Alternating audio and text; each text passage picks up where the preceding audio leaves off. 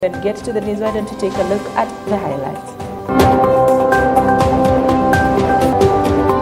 Things get thicker as doctors from Nakuru and Meru counties, led by MPDU's Dr. Stephen Omondi, staged demonstrations demanding government action on the 2017 CBA. Kirinyaga liquor business owners condemn harassment by chiefs during illegal alcohol raids, urging support for fighting illicit brews without targeting licensed establishments.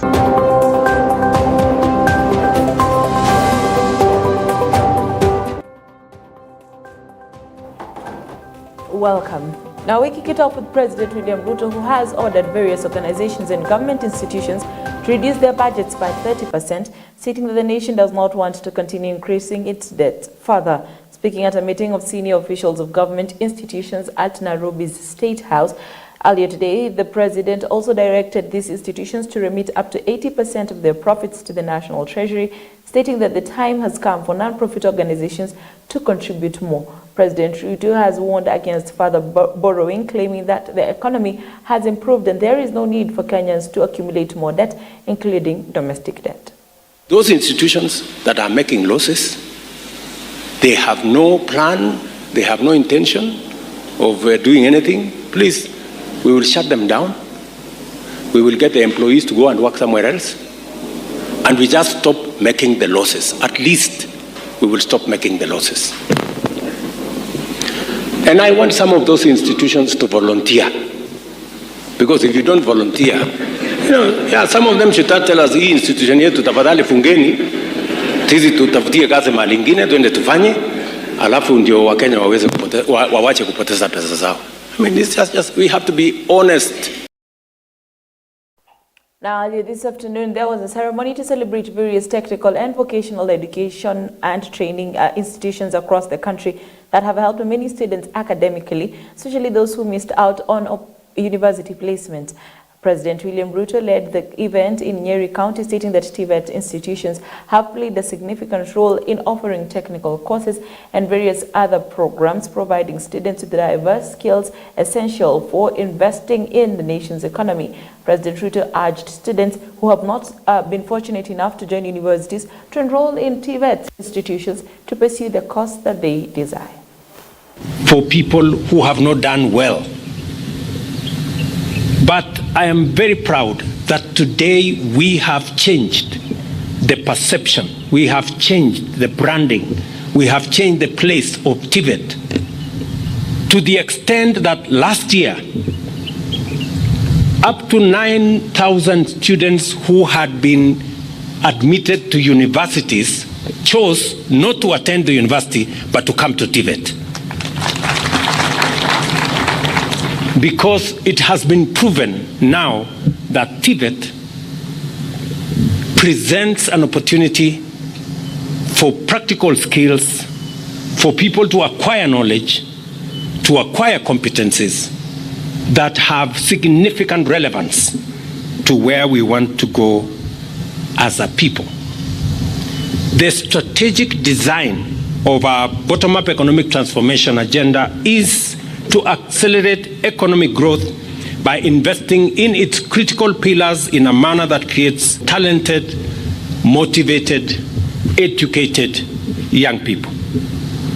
The better plan, therefore, makes our young people the frontline actors in our quest for inclusive growth. And I want to speak to the young people of our nation. If you look at our plan, young people are front, back, center, left, right of our plan. Whether it is agriculture that we are focused and food security, we are working on how do we reduce the age of our farming community from 60 downwards. Because it is the only chance we have to transform our agriculture and underwrite our food security. Now, families of the victims of the Shakahola disaster arrived early at the morgues in Malindi, ready for the process of receiving the bodies of their loved ones. 3 families scheduled to receive the bodies of 7 of their loved ones arrived first, registered and then checked the letters they were supposed to have from the chief and the person who underwent DNA testing. And the process was facilitated, and after receiving counseling, the bodies were taken inside the morgue after being released from the emergency morgue. According to Francis Wanje and William Ponda, they expressed gratitude for receiving the bodies of their families and transporting them to the hospital morgue in Star Hospital in Malindi as they prepare for the burial of their loved ones on the 5th of April. However, the family has requested assistance due to the high cost of the funeral. On his part, Silvano Pondi, who lost his elder brother, they said that they traveled from Vihiga County last night after receiving a call from detectives informing them that his brother's body had been identified. Pondi also requested the government and donors to assist in transporting his brother's body to Vihiga County, stating that their financial situation is not good and even the fare to Malindi was a struggle. Human rights organizations such as Amnesty International and the Kenya National Commission on Human Rights have urged for a quick process and assistance to these families in burying their loved ones, calling on Kenyans who suspect their relatives may have disappeared in Shakahola to come forward for DNA testing to claim their loved ones for burial.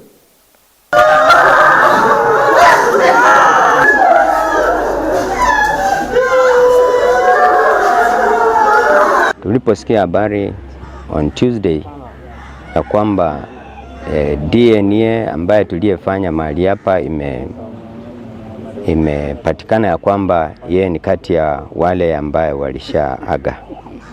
So tukaambiwa siku kaya leo tukaweze kukuja mahali hapa tukachukua hizo miili. So tulianza safari on Sunday asubuhi, tukafika hapa jana. So asubuhi tumeamkia mahali hapa kuja tujue huo mwili kama ni wetu. Na kufikia saa hizi tumeonyeshwa tu kwa picha jinsi vile walivyomfukunya na jinsi vile alivyo, na DNA yake imeshikamana na DNA ambaye kijana yake alifanya. So wakati tumekuja tunaulizwa mmekuja na gari, na tukawa kwamba hatukukuja na any means ya kuweza kumchukua huyo ndugu kama ni wetu, na hiyo ndio changamoto ambayo niko nazo. Iwapo tutapewa huo mwili, vile tutausafirisha mpaka Western itakuwa ni vigumu kidogo. Naambia serikali ya kwamba huo mwili waweze kutusaidia vile tunaweza kusafirisha hadi nyumbani, manake kwa itikadi na desturi zetu za Waluya, mwili wetu wa Waluya unazikwa hata kama ni mifupa inazikwa kwao nyumbani. Indeed, we send our heartfelt condolences to families of the Shakahola massacre. Now, a family from Matoi village in the Navaholo constituency of Kakamega County has been left homeless and forced to stay out in the cold after 4 houses and 4 acres of sugarcane were raised in a fire.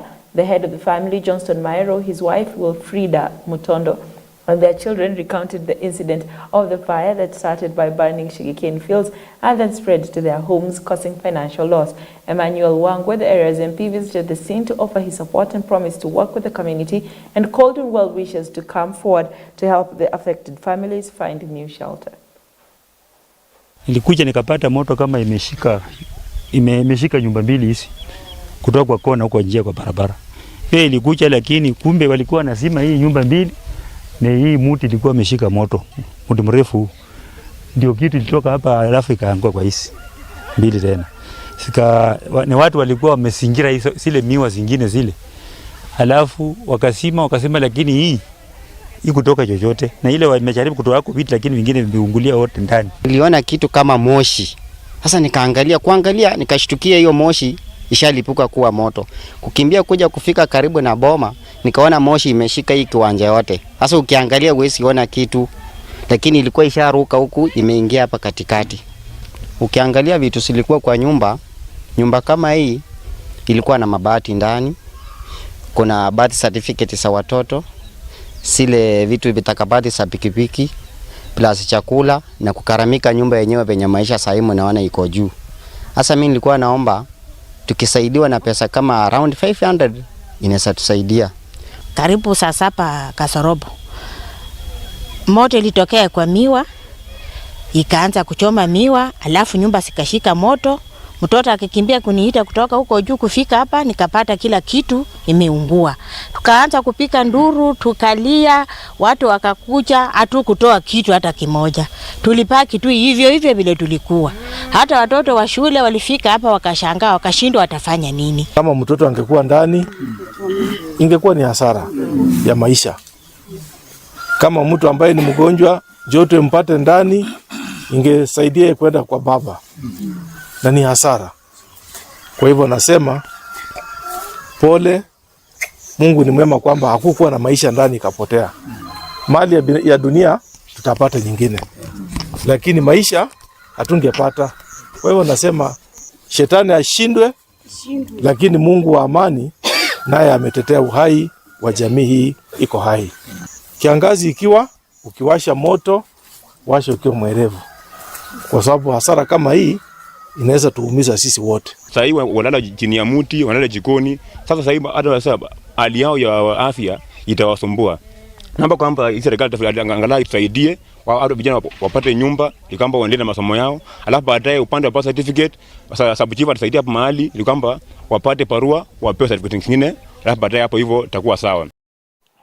Doctors from Nakuru and Meru counties hold demonstrations to pressure the government to employ healthcare workers and implement the 27 collective bargaining agreement, among other demands. The Secretary General of the Kenya Medical Practitioners, Pharmacists and Dentists Union for the Southern Rift, Dr. Stephen Omondi, led the peaceful demonstration demanding the government to fulfill the 2017 CBA agreements and address issues concerning employed hospital workers, including sending medical graduates to public hospitals temporarily and paying them accordingly as per the Constitution. And if those reasons that we enlightened in our strike notice of the 6th March are not solved, we are not going back to work. So basically our peaceful demonstration was to urge the government to fasten their belt to ensure that the issues on the table are solved as quick as possible to prevent the ongoing doctor strike and to prevent the suffering of the common mwananchi. Now also in Kisii, the situation, in Kitui County, the situation was the same. This is what the doctor had to say. Ni kweli madaktari wako mgomo, na wakati daktari hayuko, ile normal service haiwezi rejelea. So pia hapa kwetu tumekuwa affected kiasi, so tumejaribu kuona kwa emergency services kama patient, kama watu wakija na accident wanahudumiwa, kama mtoto akija ameremewa anahudumiwa, wale wa newborns kule wale inaitwa nursery ya watoto watu wanahudumiwa, mothers wakiwa kule maternity tumejaribu kuona hawasubuki kama ni emergency operation inaendelea, lakini tunauliza our teams na serikali, negotiations tunaomba zifaulu, hakuna mtu anataka mgomo uendelee. Still on the health sector elsewhere in Eldoret, nursing students awaiting deployment next year have criticized the Kenya National Union of Nurses for taking a backward stance in the ongoing debate on reviewing medical officers' allowances.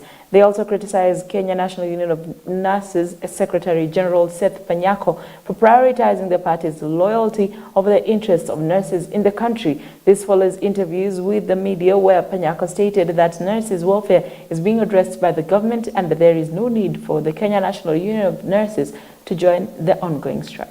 Kwa yale ambayo the Association of Nurses wenye wamekutana leo, yes, hatukatai wanakutana nao the Ministry of Health wako na mkutano leo, lakini kwa hayo ambayo wanasema sisi wenyewe tuko na mashida zetu na tunataka tuwasiliane. For example, the K9 government Panyako. Panyako, you have not actually helped us in strategizing what you're supposed to do. You have left us high and dry. We don't know what we're supposed to do. We don't have a union that is backing us up. KMPDU, they have their union. Wanasaidiwa. Sisi hatusaidiwi. We are actually working as a nurse when you go to the hospital. So according to the grading scheme of nursing, tunafaa tukue job group K, and you don't want to tutaki kutolewa kwa hiyo job group K according to Nakumicha. Another thing, the HWO regulations, we are at 6% na tunafaa tukue at 15% per capita of employment. We are not meeting that target. Tuko wachache. And today we are here to stand in solidarity with all the pre-interns and all the maybe finalists who are going to join internship next year. And these are recommendations that were drafted by the SRC that they reduce our pay from 106,000 to 35,000. We are standing in solidarity to reject those recommendations, and we are trying to point out to the Ministry of Health that we are not going to allow. The Ministry of Health CS Susan Nakumicha called us that we are students. We are going to reiterate that we are not students, we are interns and we are employees. Si kweli kwamba union haijawashughulikia. Already General Secretary aliandika barua kumuhimisha Nakumicha kwamba swala la internship iko kwa scheme of service ya nurses, iko kwa Public Service Commission, kwamba Bachelor of Science Nursing wanafaa kuanza kwa job group K. Na hiyo ndio tunatarajia kwamba the ministry through the cabinet secretary Nakumicha to adhere to. We are telling Nakumicha to reconsider her position and let the issue of internship to continue the way it has been. Security heads from Meru and Laikipia East have resolved to collaborate in a bid to clamp down on cattle rustling and improve the security situation. The leaders, who held a meeting in Buri West to deliberate on the security situation, also urged the community to work with security agents to flush out rustlers. The meeting comes hot on the heels of a cattle rustling incident at Marania Farm, where rustlers are reported to have stolen 170 herds of cattle. He is aware of what is happening. Little did I know, or did he know, that will be the first victim in the news. Na tuko hapa leo, tulikuwa na mkutano wa usalama kujadilia hali ya usalama ambayo umesorota kidogo, na tumeweka mikakati ya kuweza kuona kwamba usalama umerejea. Tuliketi hapa both na security committee ya Laikipia East, na tumefanya recommendations vile tunaweza fanya kazi pamoja. In case pengine jambo likitokea pande ile, tunaweza wasiliana na majirani wetu ili ichukuliwe hatua kabla ijaenda mbali. Hiyo ingine ambayo tulisema sitasema hapa, lakini itaonekana kupitia vitendo. Kwa hivyo nataka kuwashukuru hawa wenzetu ambayo ni majirani na partners in terms of development. Kwa serikali ya Kenya saa hii tunataka mambo ya maendeleo, haswa mambo ya mashule, na partners wetu wamekuwa kutusaidia kwa either kujenga madarasa, kufanya mambo ya chakula, kusaidia chakula na vingine, na hata kuajiri walimu. Now, some ODM party leaders from the Nyanza region have criticized their colleagues in the party for clinging to leadership positions if party leader Raila Odinga gets the chairmanship position of the Africa Union Commission. Led by MP Samuel Atandi and Jared Okello, these leaders have stated that only Raila knows who his successor will be, and those campaigning for leadership are working in vain. ODM party is not a party for you to fight for its soul. The party belongs to the owner. The owner of the ODM party is Raila Amolo Odinga. I want to urge my colleagues who are angling to lead the ODM party that you are wasting your own time. Raila Amolo Odinga has already indicated to us the person he would like to take over the ODM party in the meantime, to hold brief for him in the meantime as he goes to AU. Yes. And I'm just informing the country and the nation that the person is Opiyo Wandayi. I'm not reinventing my own politics. There's nothing I'm reinventing. It is not my decision. I'm just giving you the signals that this is the person who is supposed to, who will take over the party. You don't need to do opinion poll. You don't need to campaign. You don't need to just stamp. You don't need to threaten us. Don't threaten us because you are wasting your own time. Yeah, the party will be spearheaded by Opiyo Wandayi, and as leaders from Siaya and members of ODM from Siaya, we are going to rally behind Wandayi so that we ensure the party remains strong and solid. Baba is heading to African Union, and as it looks, there is no challenge. So going, he has to. And there have been agitation from all quarters as to who takes over from Baba. We want to make it clear that the position of party leadership in ODM, and by extension Azimio, will not fall vacant. Baba will still lead Azimio as a party, and he will still lead ODM as a party. And if there will be any need to have somebody superintend this coalition and our ODM party, we shall look at regional representation of ODM. We are not going by any other consideration. And it is a fact that it is only Luo land that has 100% support of ODM. And therefore, if that vacancy will arise, Luo must present somebody on that negotiating table, and at best, chair that table. Now, liquor business owners in Kirinyaga County have condemned the harassment and destruction of their property by chiefs and their assistants due to illegal alcohol raids. Frederick Kenyo, the chairman of bar owners, has warned the chiefs and their assistants against using the crackdown on crackdown of illegal alcohol to harass licensed bar owners in Kirinyaga. Kenyo added that they fully support the fight against illicit brews and urged those conducting the raids not to harass bar owners in the country. Kuhusiana na hii biashara ya pombe ni kuwa tumepitishwa na tumepitia njia mingi sana ndio mtu apate license, na sio njia ati magendo ama nini. Ni njia ya kuwa umeangaliwa na public health officer, security ya hiyo area iko mambo mingi sana mpaka ikaonekana wewe unafaa kuwa na license. After kupata license, sasa machifu ndio hawa. Tunajua kabisa yule mtu ako na right na ndio anapeana license kikatiba ni county government. Kindiki anapeana license, anaweza pea mtu yamba. Chifu ana county government ndio ako na hiyo authority ya kupeana license. Sasa shida ni kuona sasa machifu nao wameingia, wanaharibu kila kitu, biashara za watu, na mtu ako na license ambaye amelipa almost 40,000.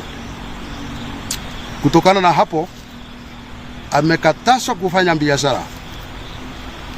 Hii mambo ya kuwa sijui ni 300 meters and so forth, iliangaliwa sana na county government, na sisi tumekasirika sana kuangalia ile list ambaye CS Kithure Kindiki alikuwa amesema itafanywa makampuni ile inatengenezanga pombe itafanywa vetting. Tukiangalia list ile imetolewa, hakuna kitu amefanya. Juu zile kampuni ambazo zinatengeneza pombe ambayo inaweza fikiwa kwa urahisi kwa machinani bado ziko kwa hiyo list. Sasa tunauliza walikuwa wanafanya vetting ya kazi gani? Ndio tunasema hivi, wenye vilambu Kirinyaga wale walifaulu kupewa license na county government ya Anne Mumbi Waiguru, na ambaye anatusupport tufanye biashara bila kusumbuliwa, bado kuna watu wengine wanakuja kutusubua. Administration kupitia county commissioner wa Kirinyaga amekuwa akituma machifu, wanakuja masinani, wanakuja kwa kilamu, wanaharash, wana biashara, wanachukua license yao, wanaenda nayo, wanaambia mtu hatafanya kazi tena. As the planting season continues, farmers in Uasin Gishu County, more than 300 families have been left astonished after unknown individuals invaded a 1,500-acre farm to cultivate, hindering them from accessing their farms for cultivation. The residents say they have been on the farm for over 5 decades and called on the government to intervene and stop the intruder, who they claim continues to cultivate their land, preventing them from farming. Kwa na wazee wetu lakini wamehaka ambayo waliishi shamba tangu mwaka wa 1925 mpaka saa hii. Tuna kina mama hapa ambao ni walisaa sisi, lakini tunauliza serikali mbona hatusaidii sisi, sababu hii shamba tulipewa na tuna vitu vyote vya serikali, lakini kitu ile mbaya tunaona sasa wametunyanyasa, wamekuja na tractor, wamekuja kuwalima, na tunajua hii ni mtu mkubwa kwa serikali, sio mtu kidogo ambaye polisi hapa kawaida inaweza shika, sababu kama ingekuwa mtu kidogo ingekuwa imeshikwa, lakini sasa hii inaonekana ni mtu mkubwa sababu amelima hii shamba yote na hakuna tractor kubwa, sio mtu hivi. Ndio tunalilia serikali yetu atusaidie. Ya kwamba hii shamba amepata kila kitu yoyote, karatasi kutoka juu mpaka chini. Tunatarajia hakuna kitu ya kusibia kwa sababu nina karatasi yoyote kutoka chini mpaka juu. Settlement. Tulisutuka tinga anakuja kuvamia shamba, kulima shamba.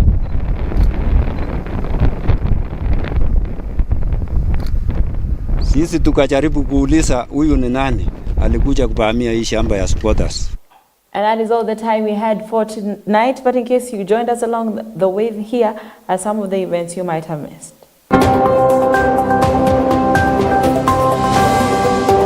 Families of Shakahola disaster victims arrived at Mandili morgues to receive bodies for identification and burial of their loved ones. Things get thicker as doctors from Nakuru and Meru counties, led by MPDU's Dr. Stephen Omondi, staged demonstrations demanding government action on the 2017 CBA. Kirinyaga liquor business owners condemn harassment by chiefs during illegal alcohol raids, urging support for fighting illicit brews without targeting licensed establishments.